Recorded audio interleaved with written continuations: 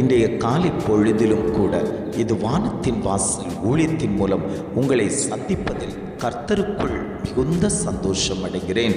என்னுடைய வாழ்க்கையில் எப்பொழுதும் சோதனைத்தான் வந்து கொண்டிருக்கிறது. கண்ணீரோடு இருக்கிறேன், கவலையோடு இருக்கிறேன், பிரச்சனையோடு இருக்கிறேன். எப்பொழுது பார்த்தாலும் ஒரு நெருக்கத்தையே சத்துருவானவன் கொடுத்து கொண்டிருக்கிறானே. இந்த நெருக்கத்திலிருந்து, இந்த பிரச்சனைகளிலிருந்து, இந்த போராட்டத்திலிருந்து எப்பொழுது எனக்கு விடுதலை கிடைக்கும் என்று சொல்லி தேவ சமூகத்தில் ஓடோடி வந்து கண்ணீரோடு தேவனை பார்த்து கொண்டிருக்கக்கூடிய அநேக ஜனங்கள் உண்டல்லவோ, அந்த ஜனங்களை பார்த்துத்தான் ஆண்டவர் சொல்லுகிறார், நான் உங்களை சோதனையிலிருந்து தப்புவிப்பேன் என்று. இன்றைய காலை பொழுதில் ஒவ்வொரு குடும்பங்களையும் பார்த்து ஆண்டவர் வாக்கு கொடுத்து கொண்டிருக்கிறார்.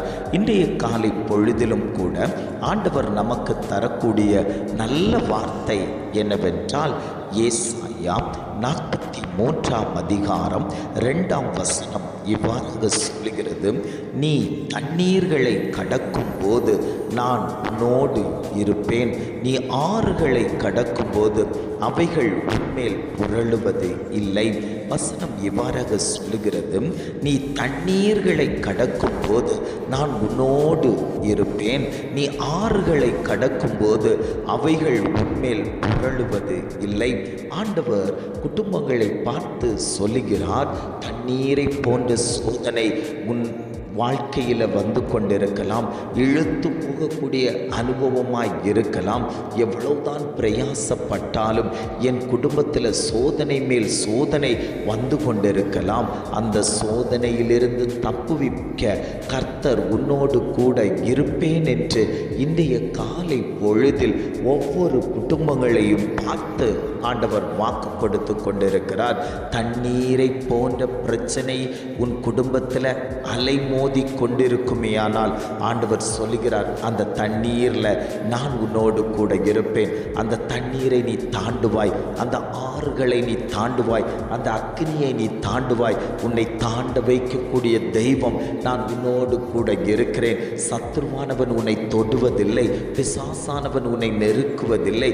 எப்பேற்பட்ட பிரச்சனை உன் குடும்பத்துக்குள் வந்தாலும் அந்த பிரச்சனையிலிருந்து தப்புவிக்க நான் உன்னோடு கூட இருப்பேன் என்று இன்றைய காலை பொழுதில் ஒவ்வொரு குடும்பத்தையும் பார்த்து ஆண்டவர் வாக்கு கொடுத்து கொண்டிருக்கிறார். இஸ்ரவேல் ஜனங்கள் இரும்பு களவாயாகிய எகிப்து தேசத்திலிருந்து புறப்பட்டு வந்தபோது அவர்களுக்கு முன்பாக செங்கடல் நின்றது, தடையாய் நின்றது, பிரச்சனையாய் நின்றது. அதை தாண்டி போக முடியாத சூழ்நிலை காணப்பட்டது. இருபுறமும் மலைகளும், நடுவிலே செங்கடலும், இந்த பக்கத்தில் பார்வோனுடைய சேனைகள் துரத்தி கொண்டு வந்தபோது எப்படி இந்த இடத்திலிருந்து கடந்து போக முடியும், நாம் எகிப்திலே இருந்திருந்தால் நலமாய் இருக்குமே என்று சொல்லி அழைத்து வந்த மோசேக்கு விரோதமாய் பேச ஆரம்பித்த போது மோசே தேவனிடத்தில் கேட்டான்.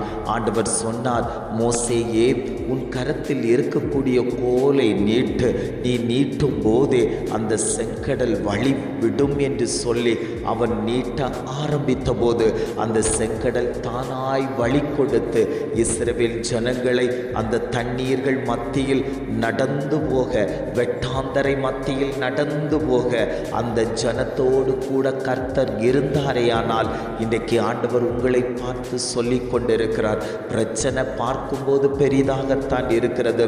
இந்த பிரச்சனையிலிருந்து வெளியே வர முடியுமா? இந்த போராட்டத்திலிருந்து வெளியே வர முடியுமா? என்னை நெருக்கி கொண்டிருக்கக்கூடிய இந்த பிரச்சனை, என்னை வியாகுலப்படுத்தி கொண்டிருக்கக்கூடிய இந்த பிரச்சனை, எப்பொழுது இந்த பிரச்சனை மாறும், எப்பொழுது எனக்கு ஒரு விடுதலை கிடைக்கும்? நான் ஓடோடி கொண்டிருக்கிறேன், நான் பிரயாசப்பட்டு கொண்டிருக்கிறேன், தேவ சமூகத்தில் கண்ணீர் வடித்து கொண்டிருக்கிறேன், என் காரியம் ஜெயமாய் எப்பொழுது மாற்றப்படும் என்று சொல்லி அழுது விழித்து கொண்டிருக்கக்கூடிய தேவ ஜனமே, உங்களை பார்த்துத்தான் ஆண்டவர் சொல்லுகிறார், உன்னை நான் பிரச்சனையிலிருந்து விடுவிப்பேன். நீ பிரச்சனைக்குள் அகப்படுவதில்லை, நீ சிக்குண்டு விழுவதில்லை, சத்துருவானவன் கண்ணி வைக்க முடியாது. கர்த்தராகிய தெய்வம் உன்னோடு கூட இருப்பேன். நீ அந்த ஆறை தாண்டுவாய், அந்த யோர்தானுடைய வல்லமைகளை நீ தாண்டுவாய். யோர்தான் உன்மேல் புரண்டு வருவதில்லை. கர்த்தர் உனக்கு வேலியடைத்து உன் குடும்பத்தை, உன் பிள்ளைகளை பாதுகாத்து என் செட்டைக்குள் நான் மூடி மறைத்து கொள்ளுவேன் என்று இன்றைய காலை பொழுதில் ஒவ்வொரு குடும்பங்களையும் பார்த்து ஆண்டவர் வாக்கு கொடுத்து கொண்டிருக்கிறார். எந்த தண்ணீரை கண்டும், எந்த ஆறுகளை கண்டும் நீ பயப்படாத. கர்த்தராகிய தெய்வம் நான் உன்னோடு கூட இருக்கிறேன். நீ பயப்படாத மகனே, உனக்கு உதவி செய்கிற தகப்பனாய் என்னுடைய நீதியின் வலது கரத்தினால் நான் உன்னை தாங்கி வழி நடத்துவேன். எனக்கு பிரியமான மகன் அல்லவோ நீ, எனக்கு பிரியமான மகள் அல்லவோ நீ, என் சமூகத்தில் காத்திருக்கக்கூடிய என் பிள்ளைகள் அல்லவோ நீங்கள். உங்களை நான் எப்படி கைவிடுவேன்? உங்களை நான் பாதுகாத்து கொள்வதற்கு நான் உன்னோடு கூட இருக்கிறேன் என்று ஆவியானவர் ஒவ்வொரு குடும்பங்களையும் பார்த்து ஆண்டவர் வாக்கு கொடுத்து கொண்டிருக்கிறார். அந்த தெய்வம் தான் சொல்லுகிறார், பயப்படாத, உன்னை மீட்டு கொண்டேன், உன்னை பெயர் சொல்லி அழைத்திருக்கிறேன் அப்பா. நான் பெயர் சொல்லி அழைத்த உன்னை சத்ருவானவன் கண் வைக்க முடியாது, சத்ருவானவன் தொட முடியாது. தண்ணீரை போன்ற பிரச்சனையை சத்ருவானவன் கொடுக்க முடியாது. ஆறுகளை போன்ற பிரச்சனையை சத்ருவானவன் கொடுக்க முடியாது.